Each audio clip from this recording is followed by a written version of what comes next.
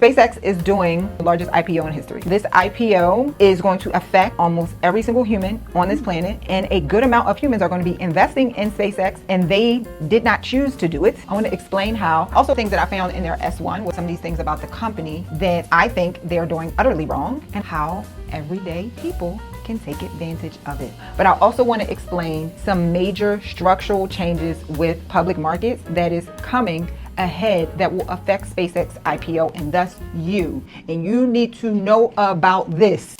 You know the drill. This is for information and entertainment purposes only. This is not financial advice. I'm not a financial advisor. I'm not your financial advisor. Make sure you consult with a financial professional. All investments take on a risk of loss of your money. Don't you ever forget that. Make sure you do your own research and your own due diligence. And with that being said, this is a really fun, good, informative episode. One of my best, might I add. Enjoy.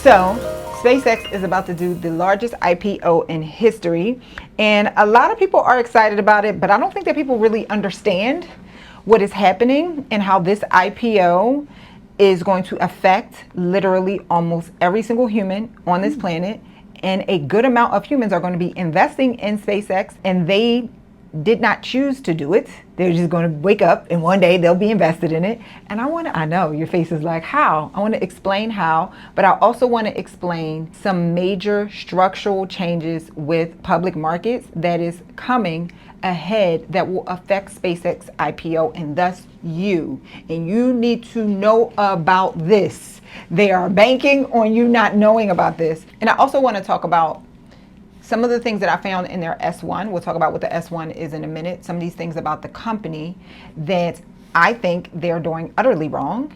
And I want to talk about how everyday people can take advantage of it. So first of all, SpaceX is doing the largest IPO in history. Let me give you some numbers around this to put it in context.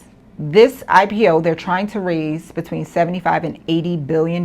They are probably going to raise it because so many people are so in love with Elon that they will just happily give them their money. And this will value the company at between $1.75 trillion and $2 trillion.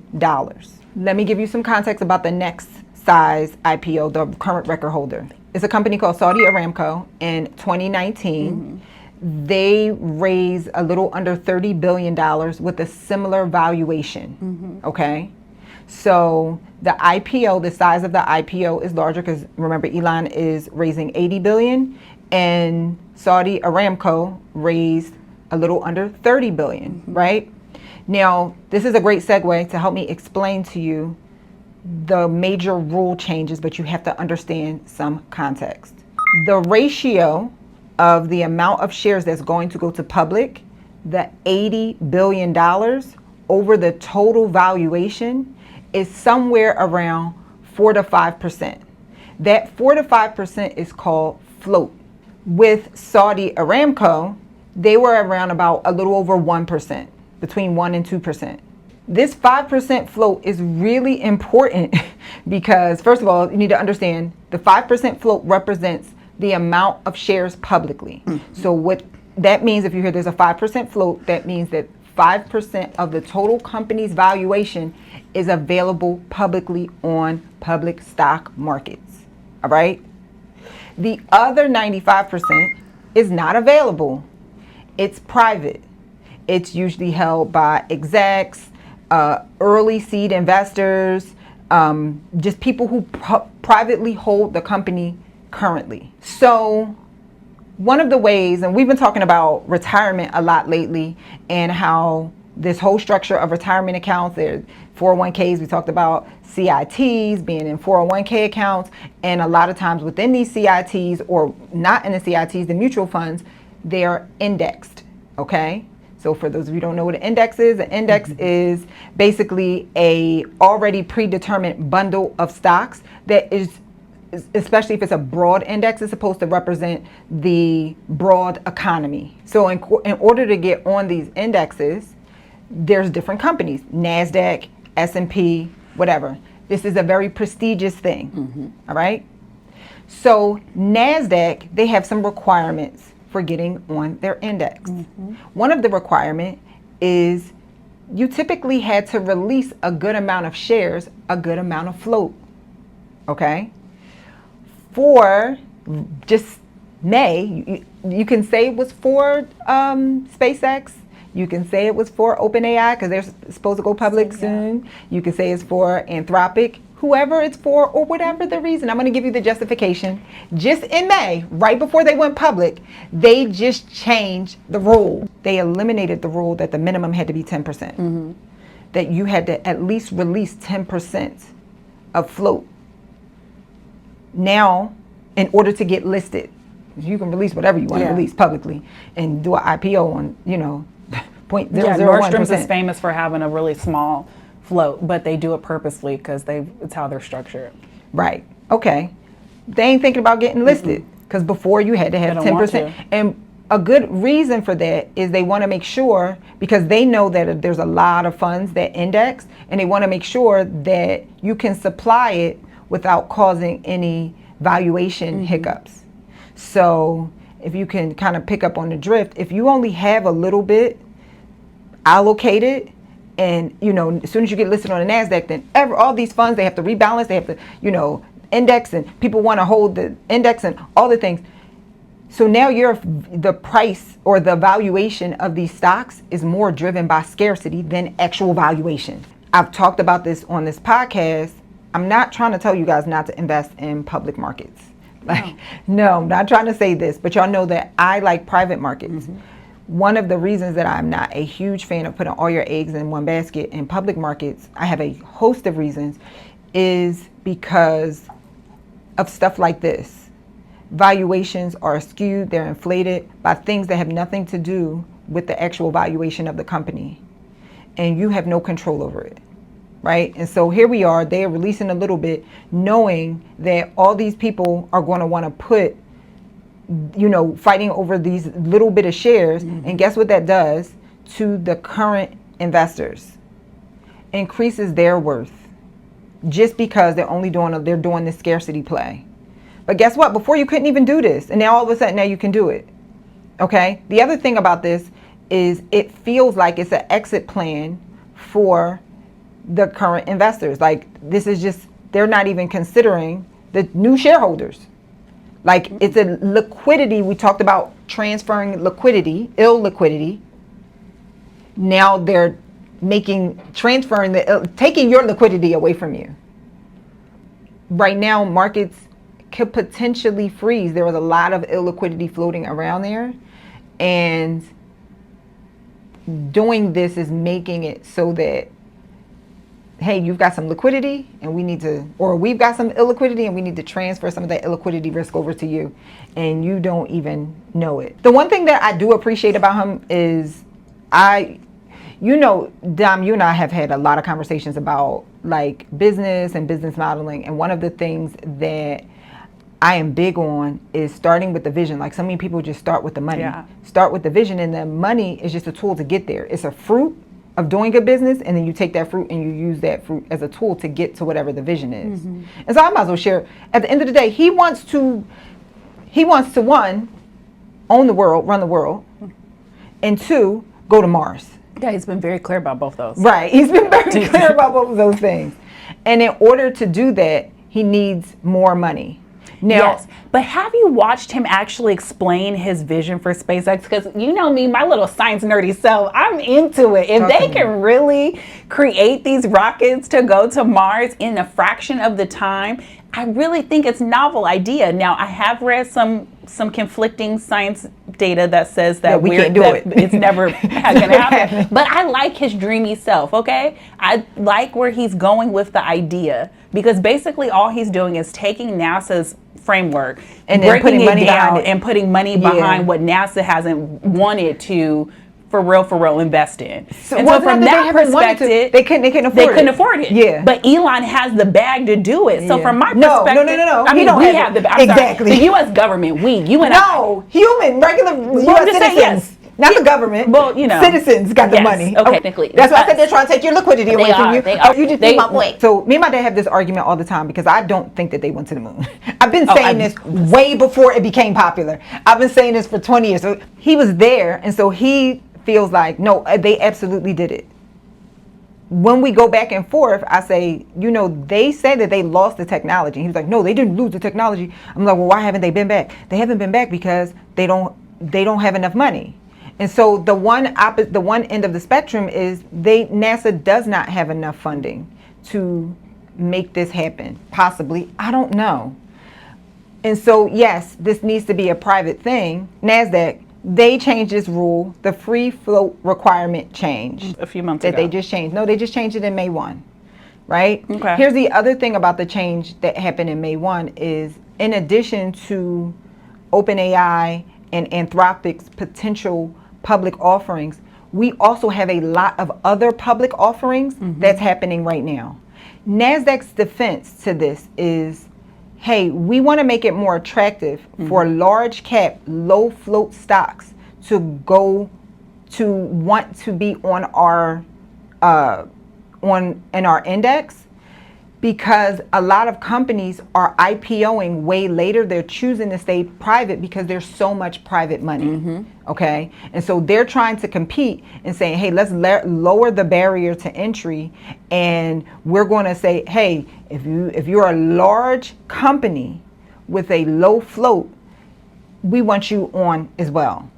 Okay, the other rule that they changed was the NASDAQ fast entry rule. Before May 2026, you had to wait 90 days before you could get listed on an index after your IPO. Guess how many days you have to wait now? 15.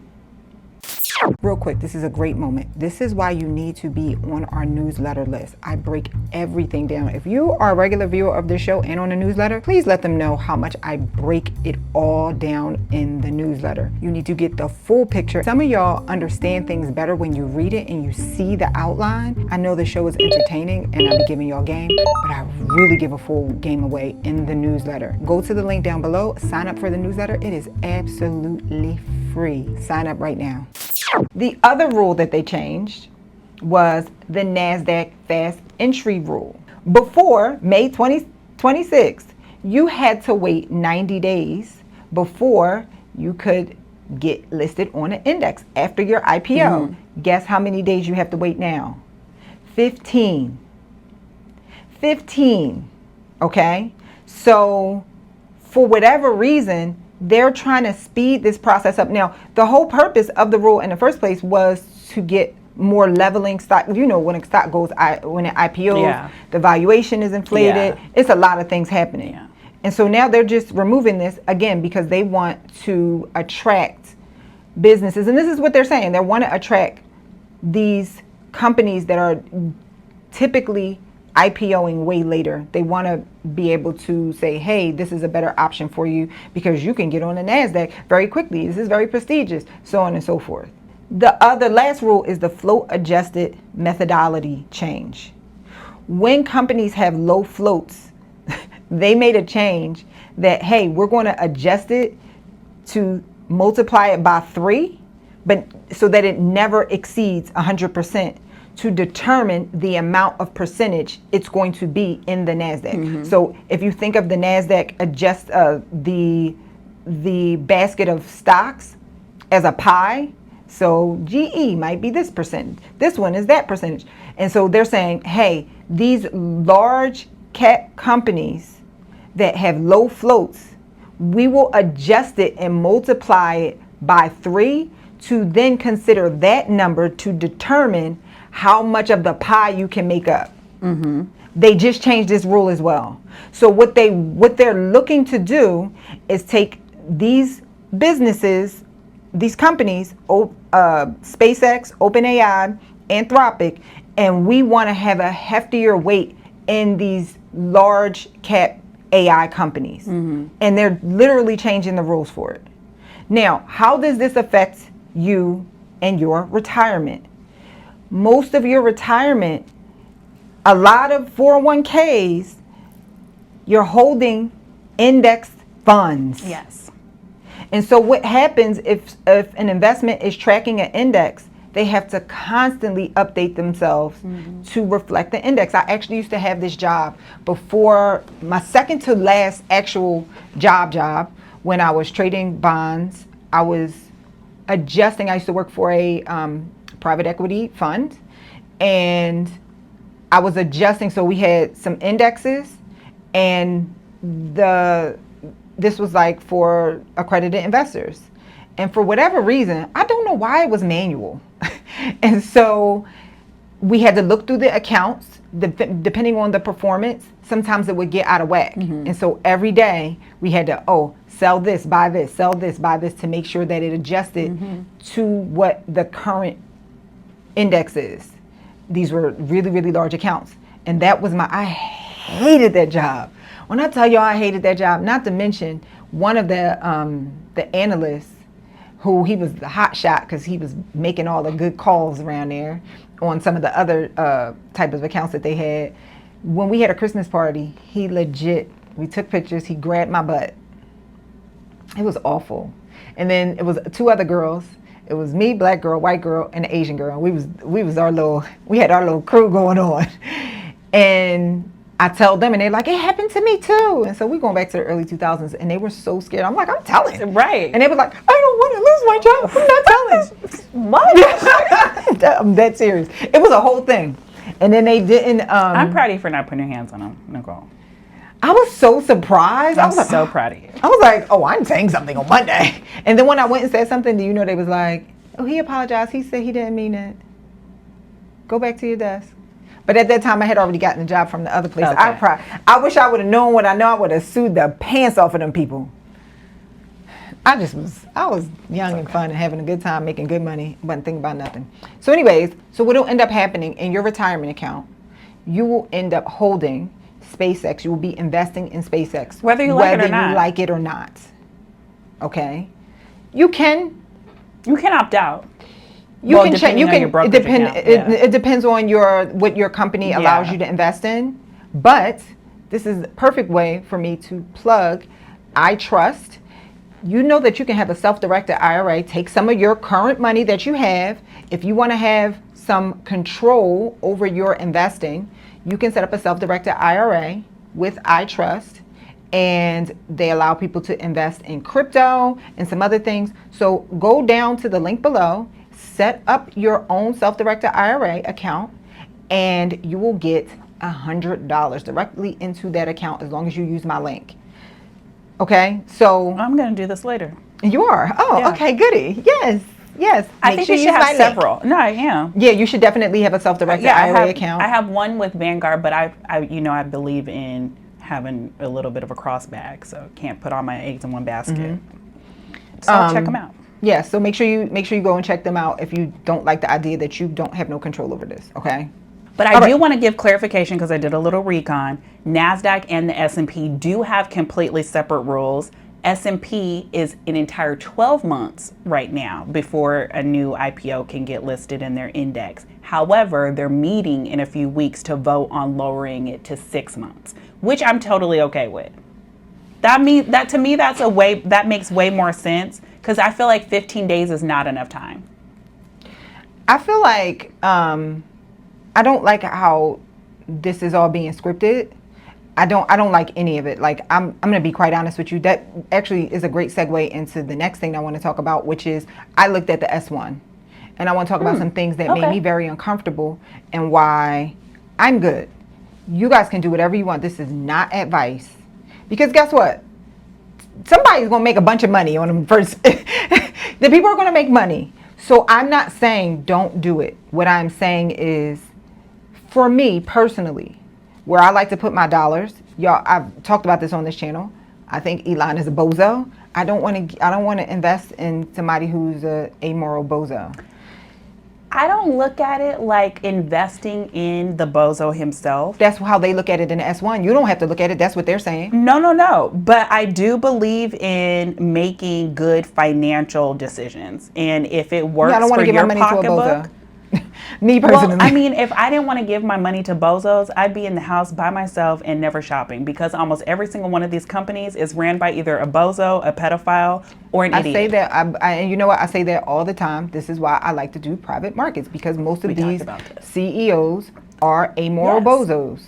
And so I'm not saying that, again, I'm not saying don't do it. But what I'm saying is just, you got to think about where your money is going. Okay, so I looked at the S1 and a couple things. First of all, the biggest thing that really drove me crazy about this is they are literally saying, hey, this company, you're investing in this vision. And the phrase that they used was, we are foundational infrastructure for the future. Okay? They're not selling you on an existing proven business model. They have obviously some sectors of the business that's very, very profitable, like Starlink. But hey, when you invest, we are trying to create this brand new entire vision for the future that we have no proof that it'll work.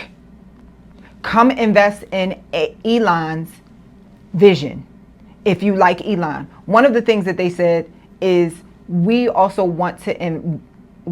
looking to raise money from retail investors, and we're looking at that to be around 30%. Typically, retail investors for IPO like this represent somewhere around 5%.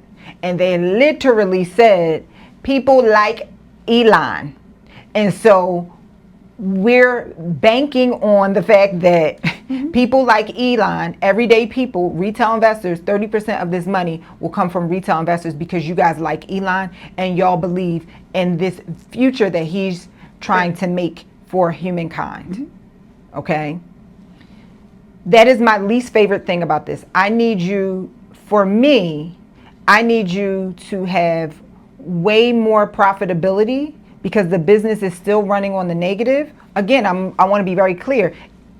Starlink, that division of the business, is profitable. Here's the other thing. I think a lot of people, when they think about SpaceX, they're thinking about rockets. Yes, and that is not their main business. Their main business is, yes, you got the rockets. Okay. The next one is AI. That one is completely losing money. Okay. So he already had XAI. SpaceX bought XAI not too long ago. And then in March of this year, he says that it needs to be completely redone. All of their founders left, and he said that it needs to be redone. So that's losing money. Okay, so you got rockets, you have AI, but specifically in the S1, it's language more around AI infrastructure and the satellites, okay? Connectivity, satellites, making sure that phones work more efficiently on boats, on airplanes, all of the things. Okay, that's probably their best, in my opinion. That's probably their best business offering. The other thing is data, and the last thing is, it's a compute power company. It's really 5 businesses all in one. One of the things that I talked about on a previous episode that I actually do really appreciate that you can take advantage of from this is, he has really built a flywheel. And in today's culture, when you start a business in today's market, I cannot stress this enough. Most of you start a business and you say you want to sell this one thing. You cannot do that. It does not work like that anymore in business. You have to build a flywheel of services that all lend to each other, but once you get 1 or 2 of them going, it makes all of them go. And so this is what people talk about when they say multiple streams of income. You think that is this business over here, okay, I own part of this marketing business, or I own this marketing business, but then I also have this travel agency, but then I also own something else totally unrelated, and you got all these businesses. Now that may be good for some people, but it's very stressful when you have all of these businesses, because if one works, that doesn't automatically make the other one work. And so for me, I always like to build a flywheel, because when you have a flywheel, typically it performs as a moat. You have more complexity, necessary complexity in your business that no one can copy. So for instance, you already know my main business is my private equity fund. This channel was started, specifically my media company was started to raise capital. But guess what? The media company makes money. We had a crazy year already for YouTube revenue, some of our digital products, all of this stuff works. Hey, guess what? If I flick this lever, if I get views, if I focus on getting views, that's not my main thing. If I focus on getting views, guess what? I'll make money on YouTube revenue. I'll make money selling digital products. I'll make money with our membership. I'll make money selling my book. And guess what? We will also get investors. So it's a flywheel. All I have to do is focus on one thing. And so for him, he's got this huge flywheel where all he really has to focus on is selling you guys on the idea of space travel, put some rockets up. Once he puts the rockets up, this is why most people assume that SpaceX is a rocket company. Once he puts the rockets up, he don't got in your minds, this man is so capable. Oh my goodness, he's so smart. Hey, rockets mean more investor money to invest in our satellites, means more money to invest in AI, so on and so forth. And I'm that's not exactly how his flywheel works. But hey, at the end of the day, all he got to do is really wake up and think, how can I get more rockets and get more coverage? Because guess what? 30% of this money that he's raising is from retail investors that's only going to be thinking about the rockets, and rockets isn't even where they mainly make money.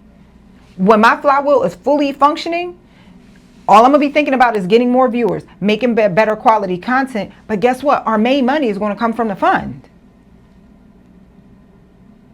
So you have to have a flywheel, a book that I recommend. Now, I'm going to pat myself on the back. I've been doing flywheels for years. Before I read, there was a book called Turning the Flywheel by Jim Collins, the guy who wrote Get the Great.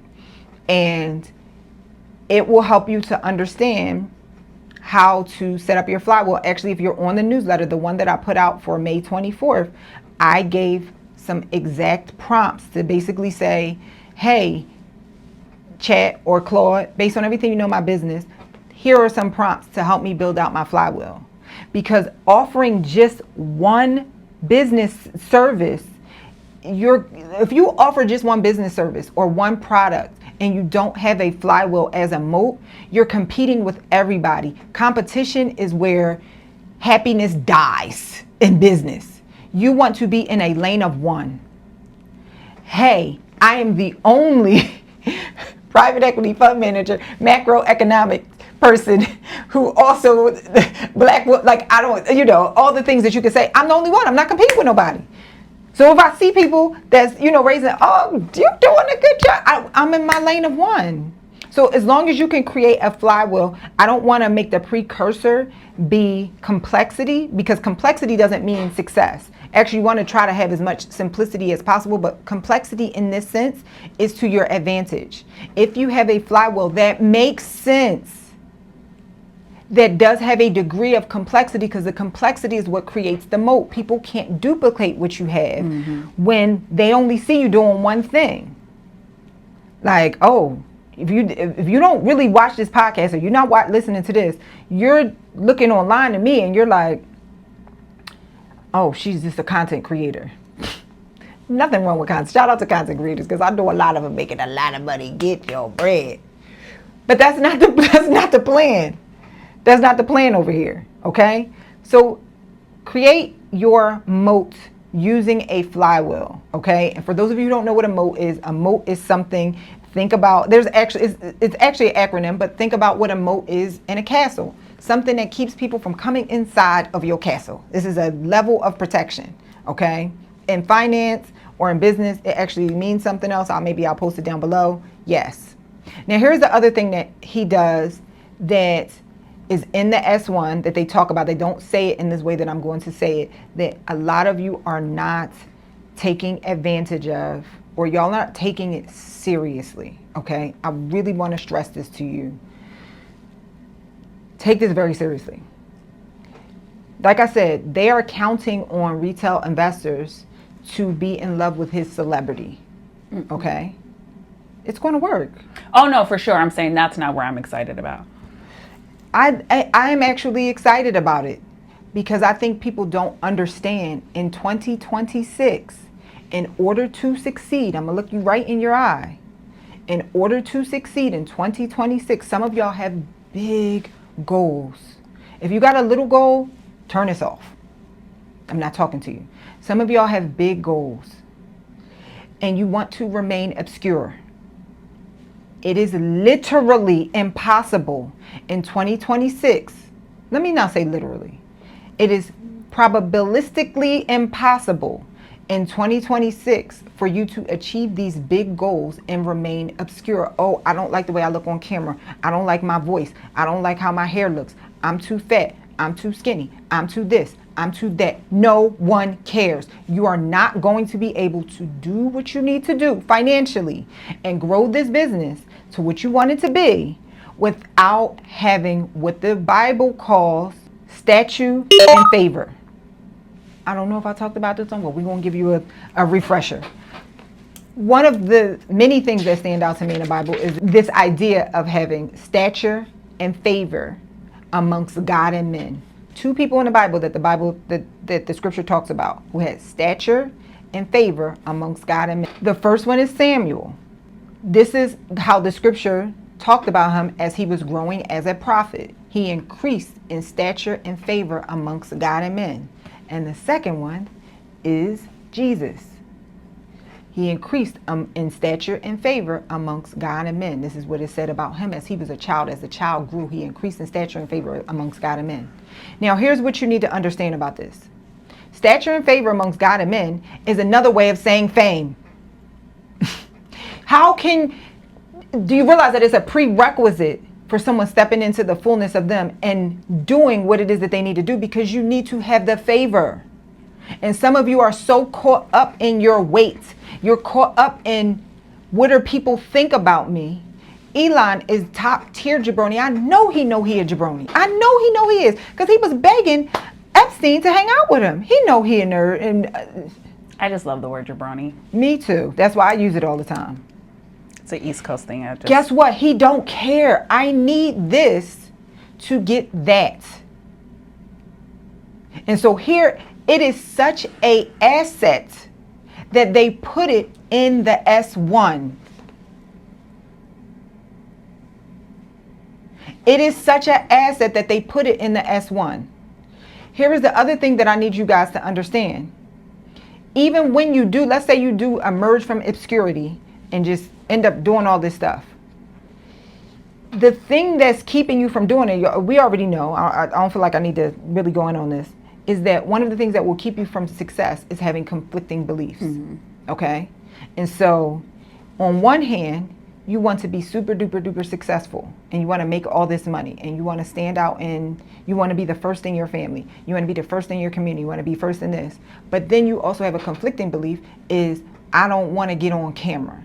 I don't want to be famous. What do they think of me? What of this and what of this and what of that? And guess what? Those things will cancel out from you achieving your goal, because how you going to be the one to change your family and change your community and put a stake in the ground,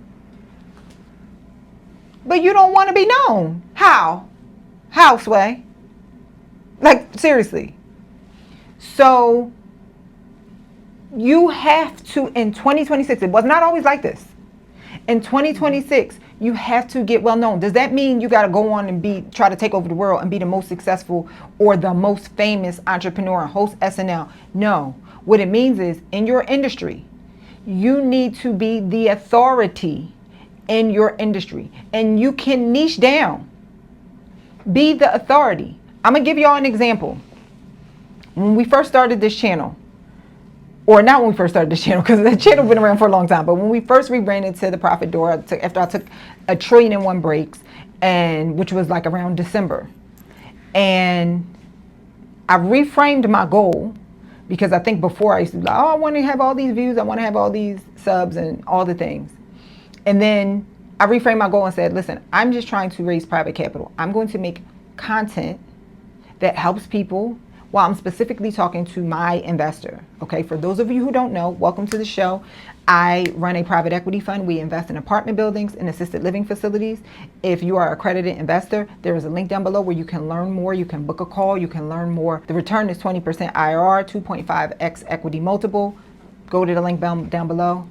We got our team know what we're doing, okay? Go to the link down below. Okay, when we first started, I had to reframe in my mind around what success looked like to me, because I kept saying I was not successful because I didn't have X amount of views. And then I had to say to myself, hey, if I'm talking to accredited investors, there's a very niche person, right? And if I get 100 views, if I get 50 views, 50 people to watch me all the way to the end, that's 50 people. That's a lot of people. A lot of people to listen to me and learn from me or hear my take or whatever it is that you guys do when you're enjoying this show. That's a lot of people. And so I became very grateful for 50 people because my goal was this very niche thing. And I want to be famous in this niche thing. And so you're thinking about the haters that you're thinking about is the people you grew up with, is the people that, you know, was in your old job and all this. They're not your customer. So who cares if you got flyaways? Who cares if you 10 more pounds than from when you saw them before? Who cares? Like the level of, you have to, like, are you serious about this or not? What do you want to do? And Elon, perfect example. He'd be getting plastic surgeries. He'd be chubby sometimes. Guess what he always gonna do? Get on that camera. Dom said, be outside. He always gonna be outside.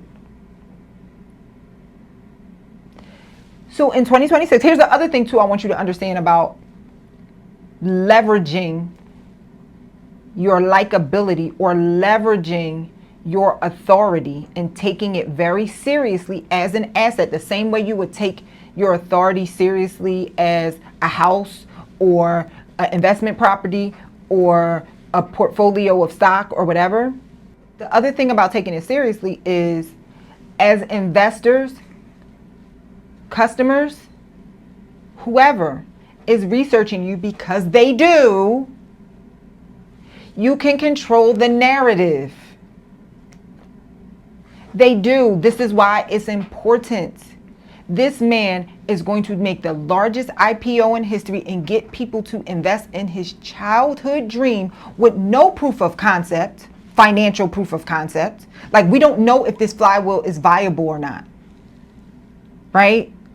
You got all these businesses that you're saying in this S1 that are all working together so that you can create the foundation for human society to take over the world. And guess how you did it? By leveraging the asset of stature and favor amongst God and men. I have a perspective. Talk to me. I think the reason why he stacked and structured SpaceX so differently is because I think he's looking at the failure of Tesla and how he went so heavy into automated driving that it has sunk the company. Because very similar, if you look at the S1 for Tesla and the S1 for SpaceX, the verbiage is very similar as to you are investing in an idea. If you guys remember, when Tesla went public, the driving cars had just been an idea. No, they were more than idea. They were out of beta, but they weren't on the market yet. This is what he does, but he learned from the failure. I can't call Tesla a failure, but if we're looking at from a stock perspective, the company's not doing what it could be doing. But it's because they went so heavy in on automated driving and they haven't been able to crack the code from a safety perspective. You cannot drive an automated car by itself with their technology. That's what they banked on. I'm looking at it from the perspective of, did he sit back and say, okay, I know how to get this government money, but I could make more money if I stacked it with other verticals in this same lane and not get myself in a position where I'm potentially going to get kicked out of Tesla. I don't. Because I think also you can tell in how he structured it from a legal perspective. SpaceX is completely structured differently than Tesla is. He actually has a dual share structure for SpaceX where he didn't have one for Tesla. Smart move from my perspective. He won't get into a predicament where they can make your say your one-liner argument again. My one-liner argument is I think he looked at the failure of Tesla and is the reason why he has so many verticals within SpaceX. He's creating this company in a way to where he can't be pushed out later. Yeah, I mean, the point is a flywheel works.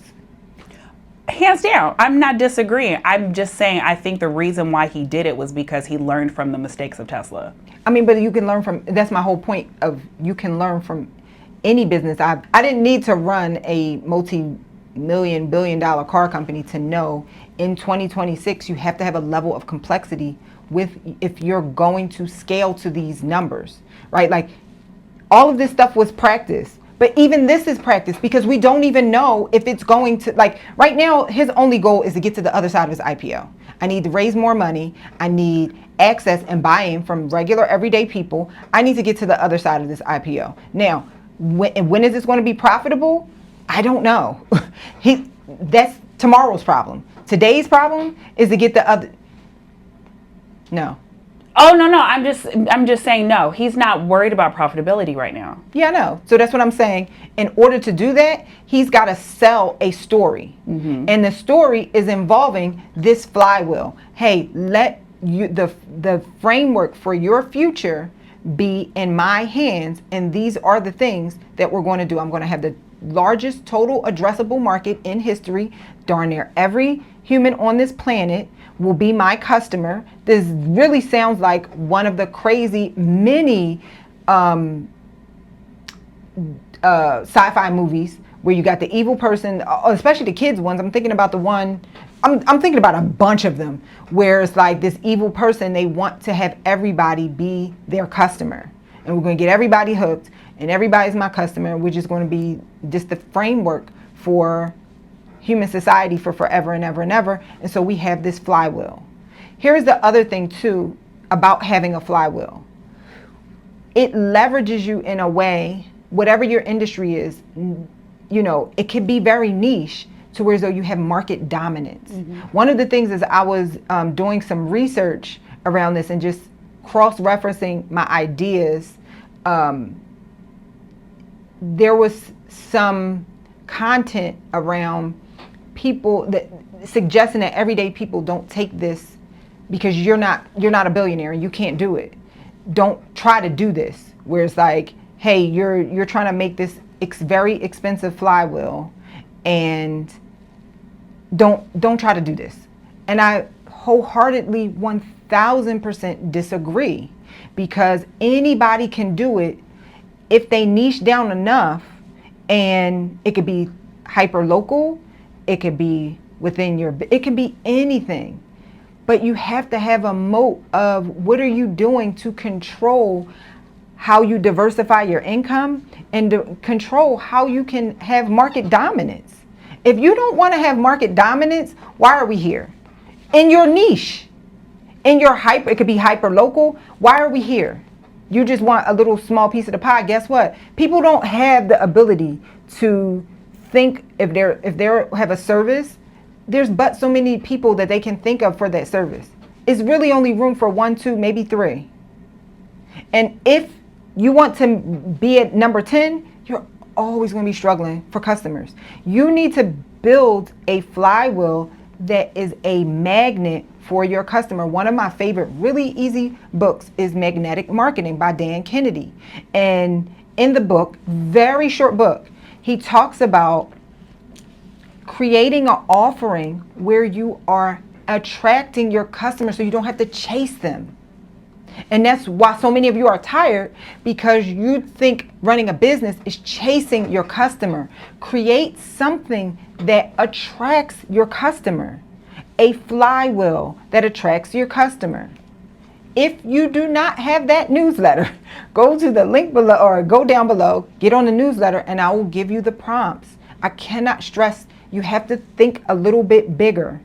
And then once you get it and you put it in place, it'll make your life easier. I used to hate the phrase study the wolves because it sounds like you're telling me to study evil people. But now I think like in this grown 39 age, I get it. You have to have that duality to understand what they're doing, the campaigns that they're running, to have a full understanding of how you need to move in business as well. Brandon and I brought this up on a podcast before, where in the scriptures it says basically the children of the world are more shrewd than the children of light. Mm-hmm. And so it's basically saying the people who subscribe to this world, they understand the rules of this world, and the children of light, get so holier than thou, and you don't even study the basic. This stuff is the easy stuff, is the stuff about the way that this whole thing works, and they're mastering these rules of reality. And guess what? We have the ability to do that as well.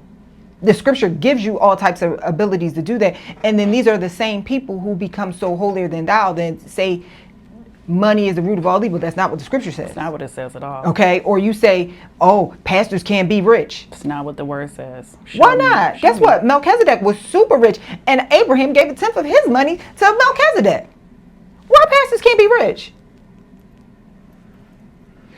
The children of the light, the children of the world are more shrewd than the children of light. Y'all don't get it. The rules here to make money is way easier than that stuff, than the stuff that we need to know. I don't want to say that stuff like that's an afterthought, and this is how you end up with so many broke spiritual people. Yes, they're afraid to want success. They're afraid to want success, but you get so caught up in, I don't want to say so caught, you definitely, first of all, let me be very, very clear. You have to have internal happiness, okay? Because then that brings good success. But you get caught up in internal happiness that you forget how to be intentional about manifesting, okay? This is one of the easy things. That's one of the easier things. And so you study the wolf. Yeah, it does sound like a really harsh statement, but it's just a reality of like, these people, they've mastered this, because I can guarantee you that, I don't want to say guarantee, but I promise you that based on some of the things that say, do, these wealthy people, they are not happy. You already know this. Oh, we know. They are not happy. So they haven't mastered some of the stuff that you've mastered. Oh, yeah. Okay? But at the same time, you're valuing their havings more. Okay. All right. Something else that is in these texts in the S1 that I need you to think about is what I'm going to call optionality investing. And this is the idea, I'm not a huge fan of this, of investing in future possibilities. So he has built so much celebrity that he's saying, hey, the possibility of this thing happening is so low, but here we're going to be able to do interstellar travels, and we can do this and we can do that, and we're going to have this and we're going to have that. And you have no proof of concept, sir. Meanwhile, some of you are scared to raise private capital because you don't have proof of concept. I know, because I talk to you, like, I just want to do this real quick. And I'm not saying get people to invest in your incompetence. No. But what I'm saying is, but get people to invest in your ideas. And as long as you have a solid flywheel. There we go. As long as you have a solid flywheel. Like, seriously, y'all gonna see how all this stuff that got going on right now is about to go through the roof. I saw it in the fly. There's no way that it won't work. I saw it. Okay? And this is what he's thinking right now. And so you have to think about this as a tool for you, but what I want you to do is believe in it first, and run all the scenarios in your mind. This can't work, that can't work. Because I don't want you to go out here trying to raise money, because that's what's getting a lot of these scammers caught up, raising money based on something that they see they're trying to mimic what somebody else is doing. And they don't even got it all worked out. They done figured out how to sell, but they don't got it all worked out. Something else, we talked about this a little bit, just want to put some terms to it. In the S1, narrative premiums. He's able to raise so much more than the actual, like, when you look at the valuation of the company compared to revenue, specifically for like the AI company, and you compare it to OpenAI and some of the others, it is like through the roof. But it's around this story that he's telling. So you can do narrative premiums, you can look at it as good, you can look at it as evil, all you want. But what you do want to do is tell a story. Yeah. Okay? You want to make sure, what are you telling the story of what this future looks like, and tie your desire for this future to your past. Last thing I want to say is, in developing your ecosystem, as your company grows, if you get your ecosystem to properly work, that increases the value. Because now you own all of these parts that are interdependent on each other. That increases the value of your business. Yes. What I also want to end with is this idea. I put this in the newsletter. I'll just give you all a bunch of game down below in the description that'll help you. But a lot of times when I talk about investing in other people's businesses, so some of you have jobs and you're very busy and you can't go and do all this. Find somebody who can and partner with them. That is your option for being forced to invest in some stuff that you didn't necessarily want to invest in, right? SpaceX, okay? What are other ways, or if you're not at the place where you can do private equity, but you still want to, diversify, like how do you create your own flywheel if you aren't an entrepreneur or a business owner? The first thing that I would do is, that's probably a whole episode. Then I think you need to give them a part 2 and break it down for them, because you talked a ton about the positive part of what Elon is doing is creating the flywheel. You've told us the story about how you've created your own. I think a lot of people could really get some benefit from really understanding, well, where do you start?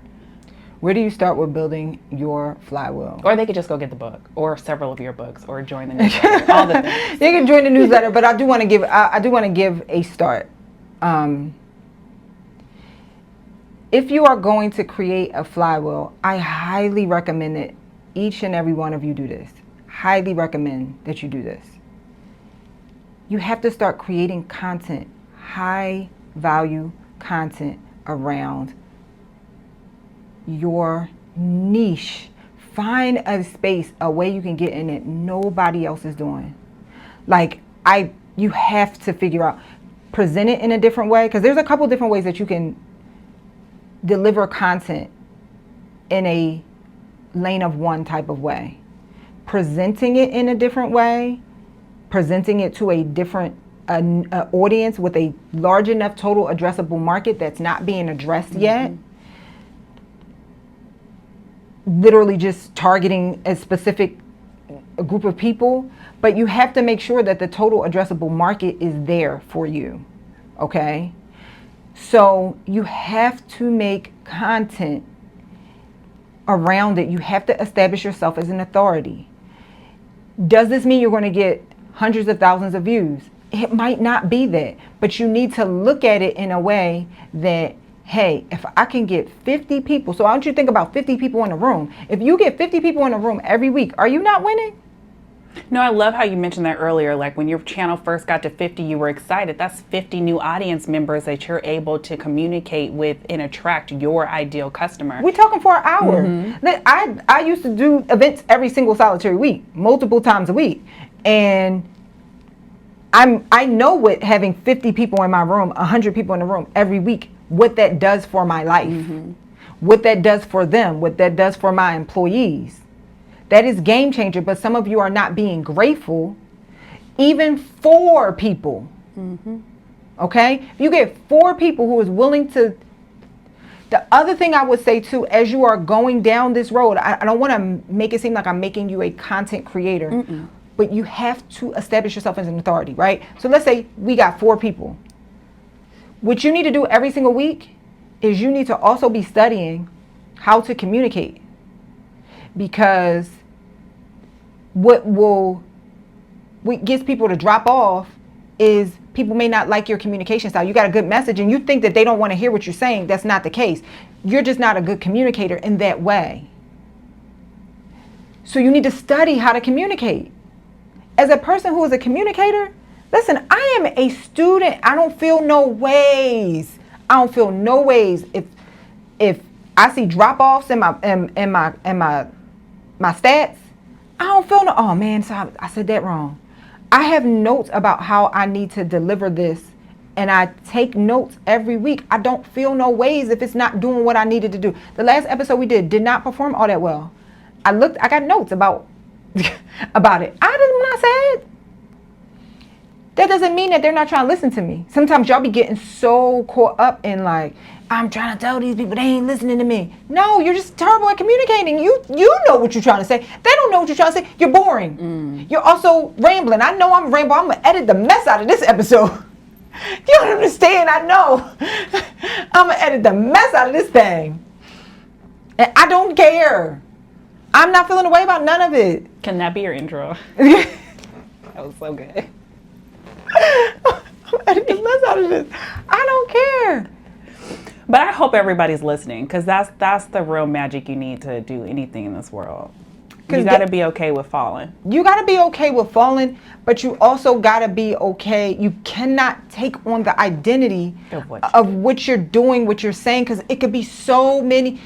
You put something up, right? Or you do a presentation, or you're trying to sell something, or you're trying to sell a course, and nobody buys it, and you immediately go to, they don't like me, they haters. This girl posted the other day, and she was like, all these people was in the comments, people hate to see a skinny black girl, something so weird. And I'll be like, no, it sounds like you actually have a crappy personality. I think that's what they don't like about you. Not that you, because she lost a whole bunch of weight, so her body was like super slim, thick, type of banging.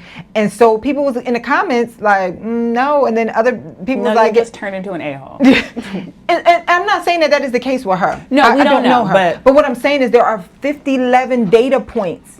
And you're looking at one. And you're just saying, hey, they don't like me, or they don't want to listen to my message. They're not ready for this. They're not ready. There are maybe you wore the wrong lip color. You had the wrong outfit on. Your hair didn't look right. You had a bad opening. You took a millennial pause. There are so many things. Seriously. That would make someone not like your content or not watch your content that has nothing to do with the quality of the content. Or this other guy I was looking at, YouTuber. He got a lot of followers, but I looked at his views. He had very low views. And I'm looking, he's going live. Thumbnails suck. I mean, he literally got a lot of subscribers. I think probably 1 million. Thumbnails suck. The first 10 minutes when you're going live is just, hey everybody, hey everybody. And then he don't start, somebody I know put me onto the channel, and they were saying, you got to fight through this. You got to get to 30 minutes. And then he start cooking. That's why you got low views. You cooking, but you not. Because I didn't wait around long enough for you to cook. Right. I'm hungry and now. So it don't have nothing to do with you. Okay? And it's the same thing for every area of your business. It might not be the product. And the only way you're going to get to the root of it is keep trying. Keep taking shots. Keep taking shots. Keep taking shots. And then you would say, oh, I tweaked that as not a thing I thought that I should tweak, but I tweaked it and it worked. I thought it was this. But it's really that. Ugh. Okay, so what are the actions? I don't know. I'm sorry. The people needed that, so just let it be. Okay. Let it be. I normally have some action items, but I gave y'all a bunch of stuff to think about. You cannot build a business in this world, and that's why I said it's a very low probabilistic, because there are some type of people that can do it without having a real strong personal brand. But these are typically master networkers. And that is a whole entire different skill. People who are great at networking, they remember every birthday, they remember every holiday, they're super extroverts, and most of y'all don't like people enough to be able to do that. I don't. Okay? All right. I love you guys.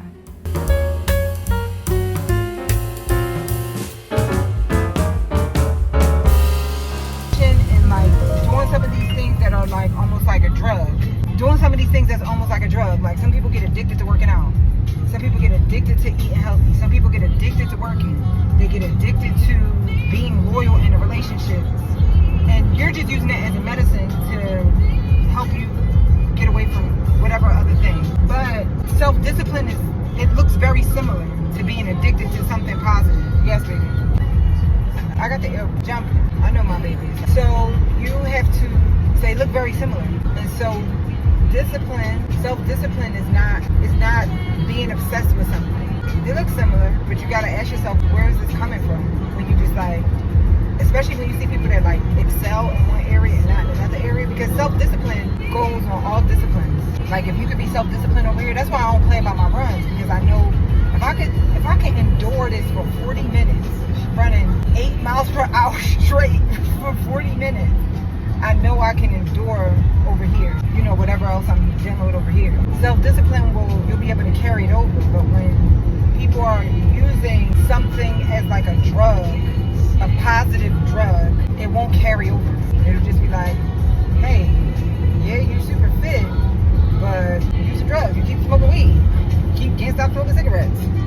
Or you super dedicated in the gym, but you can't get your eating under control. Or you super dedicated in the gym, but you're not staying focused on your dreams or your goals or your business. You're using the gym as a drug to distract you from the thing that you don't want to face. So here's the other thing about discipline.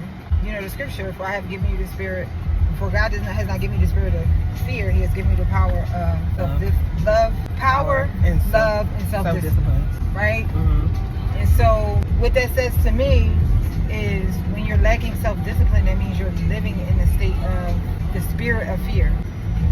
Also, too, what it also says to me is you don't have to get self-discipline. God already gave it to you. You just might have things clouding your judgment about it or your perception about your self-discipline. You don't have to go and get a new thing. You a human, he put it inside of you. What's wrong, baby? Okay. No.